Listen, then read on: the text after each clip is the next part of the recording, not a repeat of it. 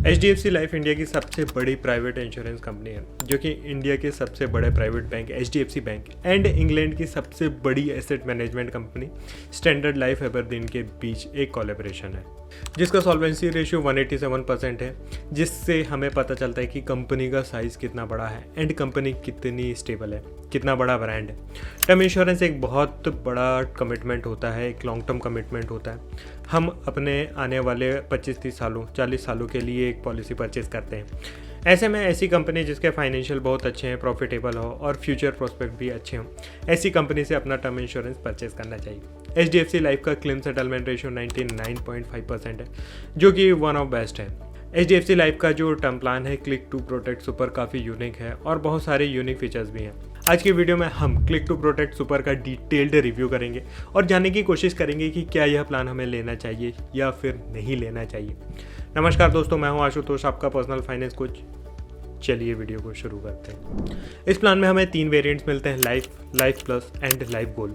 इस प्लान के की फीचर्स की बात करें तो हमें रिटर्न ऑफ प्रीमियम का ऑप्शन मिलता है, accidental death and accidental total and permanent disability का बेनिफिट अवेलेबल है, क्रिटिकल इलनेस बेनिफिट है, waiver of premium on critical illness and waiver of premium on permanent and total disability का benefit है। इस plan में हमें स्पाउस कवर भी मिलता है, डेथ बेनिफिट के लिए इंस्टॉलमेंट ऑप्शन है, साथ ही जीरो कॉस्ट टर्म इंश्योरेंस का भी ऑप्शन हमें इस प्लान में मिलता है। बेसिक फीचर्स की बात करें तो minimum entry age 18 years and maximum entry age 65 years है। इस प्लान में हमें मैक्सिमम अप टू 85 ईयर्स तक के लिए ही कवरेज अवेलेबल है, मतलब कि होल लाइफ कवर इस प्लान में हमें नहीं मिलेगा, जो कि एक बहुत अच्छी बात है। होल लाइफ कवर एक टाइप का टर्म इंश्योरेंस ना होकर एक इन्वेस्टमेंट प्लान बन जाता है। इस प्लान में हमें 3 प्लान ऑप्शन मिलते हैं, life plus and life goal. Life एक प्योर टर्म प्लान का ऑप्शन है, जिसमें एक्सेलरेटेड टर्मिनल इलनेस का राइडर इनबिल्ट है। टर्मिनल इलनेस राइडर का मतलब यह है कि यदि कोई टर्मिनल इलनेस डायग्नोस हो जाती है पॉलिसी होल्डर को, तो सम एश्योर्ड का अर्ली पे आउट हो जाता है। टर्मिनल इलनेस ऐसी लाइफ थ्रेटनिंग डिसीज होती हैं जिनके हो जाने के बाद पॉलिसी होल्डर के सर्वाइवल के ज़्यादा चांसेस नहीं होते हैं। ऐसे में इंश्योरेंस कंपनी पॉलिसी होल्डर का जो लाइफ कवर है उसका पे आउट पहले ही डेथ से पहले कर देती है। लाइफ ऑप्शन में हमें लाइफ कवर के लिए भी 3 ऑप्शन मिलते हैं, option A, B and C। Option A level cover option है, जिसमें एंटायर पॉलिसी टेन्योर में हमारा जो लाइफ कवर है वह सेम रहता है। ऑप्शन बी में हमें इंक्रीजिंग सम एश्योर्ड का ऑप्शन मिलता है, जिसमें हर 5 साल में हमारा लाइफ कवर 10% से इंक्रीज होते जाता है और मैक्सिमम अप टू 200% तक जा सकता है। वहीं ऑप्शन सी में हमें इंक्रीजिंग सम एश्योर्ड का ऑप्शन तो मिलता ही है, लेकिन यह हर साल 5% से इंक्रीज होता है और नेक्स्ट 20 ईयर्स में डबल हो जाता है। दोस्तों, जैसे जैसे हमारी लाइफ स्टाइल बढ़ती है, हमारा अर्निंग बढ़ती है, वैसे ही हमारी रिस्पॉन्सिबिलिटीज़ भी बढ़ती हैं। ऐसे में इंक्रीजिंग लाइफ कवर का जो ऑप्शन है बहुत अच्छा ऑप्शन हो सकता है फ्यूचर की रिस्पॉन्सिबिलिटीज़ को एंड इन्फ्लेशन को काउंटर करने के लिए। नेक्स्ट प्लान ऑप्शन है लाइफ प्लस, जिसमें हमें डेथ कवर के लिए एक्सीडेंटल डेथ का जो राइडर है इनबिल्ट है एंड एक्सीडेंटल डेथ के केस में डेथ बेनिफिट का अलावा एक्सीडेंटल डेथ बेनिफिट का पे आउट होता है, जो कि डेथ कवर के बराबर ही होता है। दोस्तों, एक्सीडेंटल डेथ का राइडर बहुत कम प्रीमियम में हमें एक हायर कवरेज देता है, बट उनकी जो टर्म्स एंड कंडीशन होती हैं काफ़ी कॉम्प्लेक्स होती हैं। इसीलिए मैं सजेस्ट करूंगा कि आप एक्सीडेंटल डेथ वाला जो राइडर है उसे ना लेकर आप जनरल इंश्योरेंस कंपनी के साथ जो एक्सीडेंटल डेथ की पॉलिसीज़ होती हैं उन्हें लें। इनके बेनिफिट टर्म राइडर्स से ज़्यादा कॉम्प्रिहेंसिव होते हैं और टर्म्स एंड कंडीशन भी इन राइडर्स के कंपैरिजन में थोड़ी लीनियंट होती हैं। नेक्स्ट प्लान ऑप्शन है लाइफ गोल ऑप्शन। दोस्तों, टर्म इंश्योरेंस में हम अपनी इमीडिएट लाइबिलिटीज़ को कवर करते हैं, क्योंकि अर्ली अर्निंग ईयर्स में हमारे पास इतनी इनकम नहीं होती है, सेविंग्स भी कम होती है, बट फाइनेंशियल लाइबिलिटीज़ ज़्यादा होती हैं। लाइफ गोल वेरिएंट में हमें यह ऑप्शन मिलता है कि हम अपने टर्म कवर को over a period of time decrease कर सकते हैं। यदि हमें ऐसा लगता है कि फ्यूचर में हमारी अर्निंग और सेविंग ज़्यादा हो जाने पर हमारे ऊपर जो रिस्पॉन्सिबिलिटीज़ हैं वह कम होंगी, तो ऐसे समय में हम इस ऑप्शन को सेलेक्ट कर सकते हैं, जिसमें हम एक लेवल कवर का पीरियड सेलेक्ट करना है। उस पीरियड तक हमारा जो लाइफ कवर है वह सेम रहता है, वह कुछ भी हो सकता है, 5 ईयर, 10 ईयर, 15 ईयर। उस लेवल पीरियड के बाद हम अपना कवर डिक्रीज कर सकते हैं और उस कवर को डिक्रीज करने का जो अमोर्टाइजेशन रेट है वह भी हम खुद ही डिसाइड कर सकते हैं। फॉर एग्जांपल, आप अपनी पॉलिसी कवर को 50% तक रिड्यूस करना चाहते हैं, 20% तक करना चाहते हैं या फिर 10% तक करना चाहते हैं, यह आप खुद डिसाइड कर सकते हैं। हालांकि यह प्लान आपको फ्यूचर में अपने लाइफ कवर को डिक्रीज करने का ऑप्शन दे रहा है, जबकि प्रैक्टिकल सिनेरियोज में समय के साथ हमारी फाइनेंशियल लाइबिलिटीज़ बढ़ते जाती हैं। ऐसे में कई बार हमें हमारा लाइफ कवर बढ़ाना पड़ता है, तो मुझे नहीं लगता कि यह प्लान ऑप्शन बहुत ही ज़्यादा हेल्पफुल है। फिर भी यदि आपको ऐसा लगता है कि आपको फ्यूचर में लाइफ कवर की ज़रूरत कम है, तो आप यह ऑप्शन सेलेक्ट कर सकते हैं। इस प्लान में हमें अर्ली एग्जिट वैल्यू, जिसे नो कॉस्ट टर्म इंश्योरेंस भी कहते हैं, का ऑप्शन मिलता है।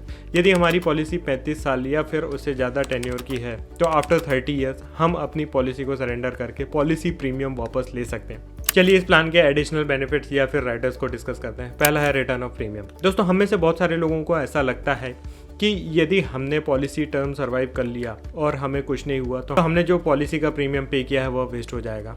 ऐसे ही लोगों के लिए insurance company return of premium या फिर आरओपी का वेरिएंट देती है, जिसमें आपको 30-35% का एक्स्ट्रा प्रीमियम पे करना होता है। और पॉलिसी टेन्योर के एंड होने पर यदि पॉलिसी होल्डर सर्वाइव करते हैं, तो इंश्योरेंस कंपनी प्रीमियम रिटर्न कर देती है। यह बहुत ज़्यादा स्मार्ट मूव नहीं है, क्योंकि जो एक्स्ट्रा प्रीमियम हम पे करते हैं, इंश्योरेंस कंपनी उसे ही एक सेविंग एंडोमेंट प्लान में इन्वेस्ट करके पैसा हमें रिटर्न करती है, जिसका रिटर्न 3 से 4% होता है। बेटर ऑप्शन यही होगा कि हम एक्स्ट्रा प्रीमियम इंश्योरेंस कंपनी को ना देकर वह पैसा खुद से ही इन्वेस्ट कर लें। नेक्स्ट एडिशनल बेनिफिट है waiver of premium on critical illness, जिसमें यदि पॉलिसी होल्डर को लिस्टेड क्रिटिकल इलनेस में से कोई क्रिटिकल इलनेस डिटेक्ट होती है, तो इंश्योरेंस कंपनी उसके फ्यूचर प्रीमियम वेव ऑफ कर देती है और कवर कंटिन्यू चलते रहता है। यह एक बहुत ही अच्छा ऑप्शन है, जिसे हमें हमारी पॉलिसी के साथ लेना ही चाहिए। नेक्स्ट एडिशनल बेनिफिट है waiver of premium on total and permanent disability, जिसमें परमानेंट एंड टोटल डिसेबिलिटी के केस में फ्यूचर के प्रीमियम वेव ऑफ हो जाते हैं।